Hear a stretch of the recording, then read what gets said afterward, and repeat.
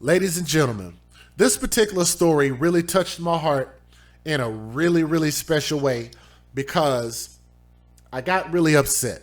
And the reason I got really upset with this story is because in this world, in our society, there's really a war against men. And I don't know if people want to admit that or if they feel differently. It's okay if you feel differently, but it's just my personal opinion.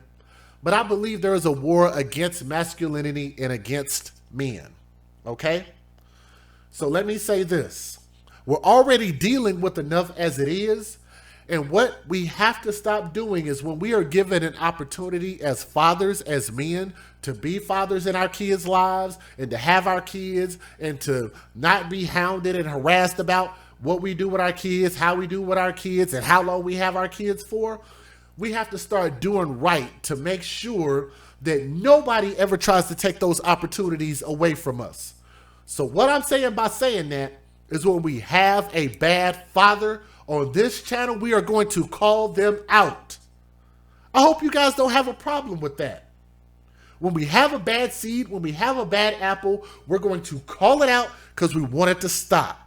And I don't care about people sending me these emails. Oh, I don't like the way you talk about my family member, Just Jay. That really hurt my feelings. I'm like, you know what? This is causing children to be dead. And if your concern is about me talking about your family member, a grown adult, then I believe your heart is in the wrong place. Okay? If you're more worried about an adult as opposed to the child that I was talking about in my story, then your heart is in the wrong place. The individual that you see on my screen is who's going to be the subject of this story. He is from Philadelphia, and his name is Jordan Thornton. Thornton, Thornton. But his name is spelled weird, and I don't know if it's correct, but it's Jorddan. Because let me not, I can't steal Tommy's talking points about these unique names, but if y'all know Tommy, then y'all know what I'm talking about. Why do we always have to give our kids these wild and crazy names? We just gotta be different, right? He's 27 years old. Jordan Thornton is the father. And he's being charged Thursday with child endangerment amid an ongoing investigation into the death of his own son. I repeat, his own 2-year-old son who suffered a fatal gunshot wound to the head on Wednesday night, and Bucks County prosecutors announced. Middletown Township, I don't know why I've heard of this place before. We might have done stories about this place before. Middletown Township police responded to the Racket Club apartments at 8:50 p.m. after receiving a report of a child who had fallen and cracked his skull open. Yeah, let me read that again. The police were called, the same police that they want defunded. The police responded to a call of a child who fell and cracked his skull open. Now, I know that might be a little difficult for you guys to hear, and I know that might be harsh to hear, but let me tell you guys this if you're not familiar with the AFC Podcast channel. They can tell you in the chat. Y'all can watch what they type in the chat.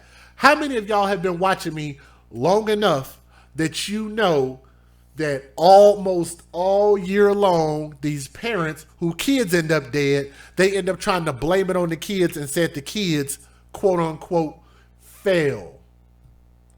They said the kids fell and hurt themselves. How many times have I presented that exact same narrative all year long? Hashtag blame it on the kids. Thank you. Thank you, Miss Nisi. They always blame it on the kids.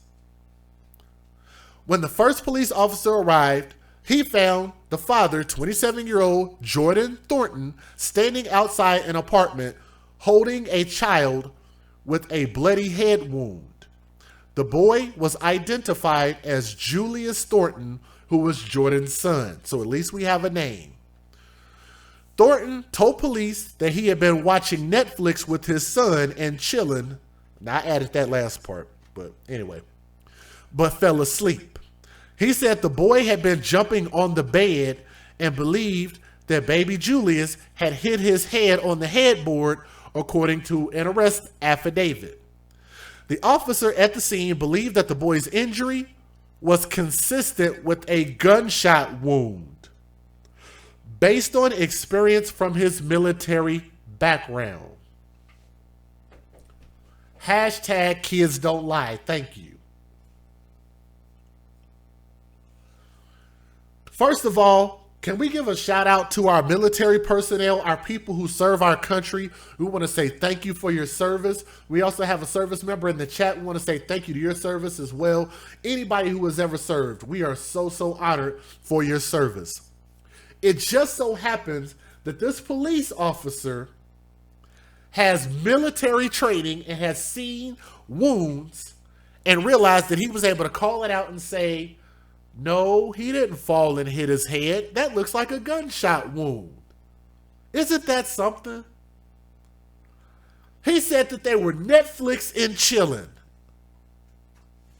And said the boy was jumping up and down on the bed and he hit his head, and that's how his skull got cracked open. Apparently, this fool thought that somebody was going to believe that. Now, I know that I'm not the brightest crayon in the box. I'd probably be like a navy blue or maybe even like a brown color in the crayon box, because I'm not the brightest one. But if you told me that, I'm just thinking like, how, Sway? How? You fall and it cracks your whole skull open? I'm not saying that it's impossible, but what I'm saying is it's just not likely. Unless he fell off the second or third story building onto the concrete, then I could be like, okay, I get it. The kid was jumping up and down on the roof and he was having a good time on the top roof and he fell and busted his head and landed on the concrete. I'd be like, maybe that's possible. But that is a huge difference. A huge difference from noticing a gunshot wound. Thornton told authorities that there were guns at the property, but they were all kept in drawers.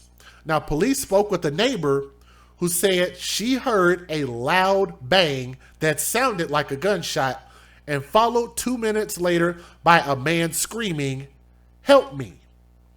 The neighbor ran out of her apartment to find Thornton holding his son in a white towel.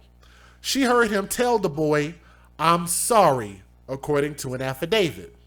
Now, when the neighbor attempted to provide medical aid to the boy, Thornton was hesitant to let the child go, she told police. The wound she ultimately saw was severe. The boy was taken to St. Mary's Center, where he died shortly later, or a short time later. A doctor at the hospital said that the injury appeared to be a gunshot wound, and that's according to prosecutors. Hashtag not my words. Bucks County District Attorney Matthew Weintraub held a press conference Thursday to discuss the ongoing investigation. And if y'all want to see that investigation, let me know, and I'll be more than happy to play it so y'all can hear it. Details about Thornton's relation to Bucks County property were still being determined. Now, Weintraub said that all possibilities still remain under investigation, from the boy accidentally shooting himself to him being accidentally or deliberately shot by his father. Now, Thornton was charged Thursday with endangering the welfare of a child and is being held at Bucks County Correctional Facility, and the investigation remains an active and an ongoing investigation. Here's the problem. We could look at those other two scenarios and say, well, maybe the kid did it to himself. Maybe the father was trying to cover for him. That might make a little bit of sense because kids do play with guns. If they see them, if they get access to them, it's happened. It's a dangerous thing. But why did he lie and say that the kid was jumping on the bed and fell and busted his head? That's what gives me pause. And you can't start off by giving information that is just flat out BS. I'm sorry, but I just don't feel bad for this father. let me give you guys the fair usage and let's listen to the news videos. Let's get it. Federal law allows citizens to reproduce, distribute, or exhibit portions of copyrighted motion pictures, videotapes, or video discs under certain circumstances without the authorization of the copyright holder. This is called fair use. It is allowed for purposes of criticism, news reporting, teaching, and parody, which doesn't infringe of copyright under 17 U.S.C. 107.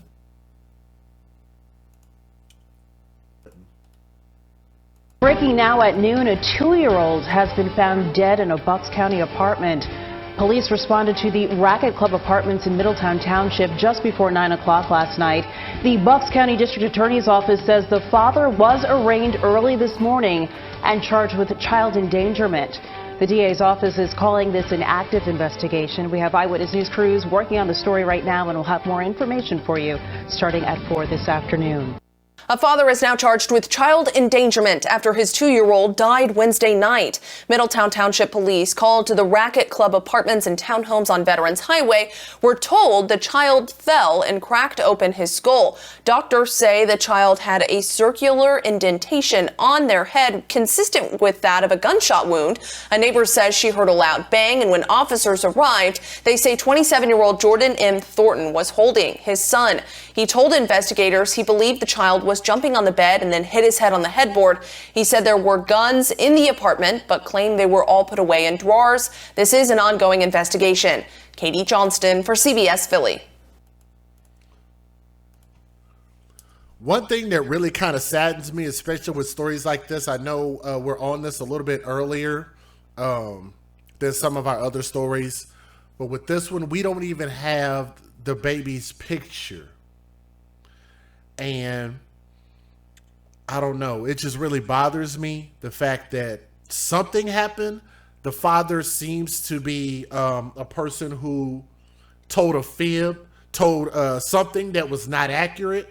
And in my opinion, when you want to save your own skin, when you think about yourself first before you think about your kid, you put your selfish ass self before your kid, I can't feel sorry for you. We have people in the chat that are saying that whatever happens to the kid should happen to these parents and these caretakers and people who hurt children.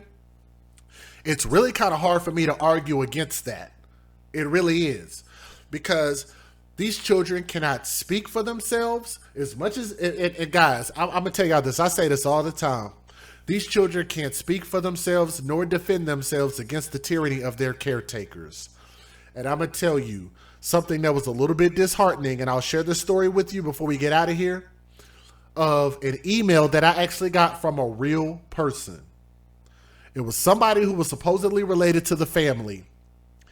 And this person had the nerve to tell me that I think I was talking about like a teenager, like it was like maybe a 13 or 14-year-old that was being abused. And they said, well, it was a teenager. That kid could defend itself and speak for itself. And I said, the kid is dead. The kid was abused. The kid was suppressed. The kid died at the hands of their caretaker.